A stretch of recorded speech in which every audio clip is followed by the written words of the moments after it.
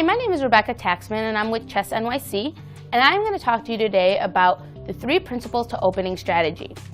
So, when we get to the game, we're always like, what do I do? There's so many pieces, I don't know how to start. Well, I'm going to give you 3 steps that are going to help you create a strong, confident opening. First thing that we need to understand is these 4 center squares. These are considered our super squares because this is where the center of the board is, the control center. For example, if I have my knight in the center of the board, my knight can control up to 8 different squares. 1, 2, 3, 4, 5, 6, 7, 8. We can see that this is a very strong place for my knight.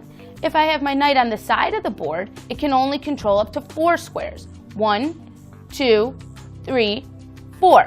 Therefore, my knight is stronger in the center, whereas most pieces are stronger in the center of the board. So, at the beginning of the game, we want to think about center control.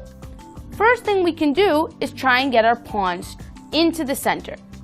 Very important to try and get our pawns to control the center. The next important step that we want to focus on is piece development. Now, I like to think about my pieces as they are working for me. I want to give my pieces a job. If they're sitting back here, they're not happy and they're not doing anything. So, my next step is to bring my pieces out and have them working for me. Usually, we bring up the knights before the bishops. So, I can bring my knight to f3 and my other knight to c3, and then I'm bringing them towards the center. Notice how I did not bring my knight to h3. That would not be a good choice. Towards the center. Next, I want to bring my bishops out. Again, towards the center, controlling the center squares. The next step that we always want to consider is king safety. Very important. I like to consider the king like a baby.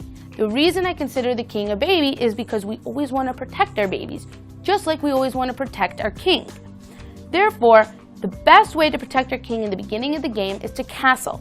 Now, we have 2 ways that we can castle. We can either castle on the king side or on the queen side. Right away, I can see that I can castle on the king side. To castle, I move my king 2 spaces and then bring my rook to the other side.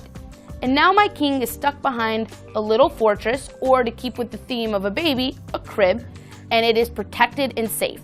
Just to review, the 3 important principles are controlling the center, piece development, and king safety. Those are the 3 things that we can do at the beginning of the game to go into the middle game confidently.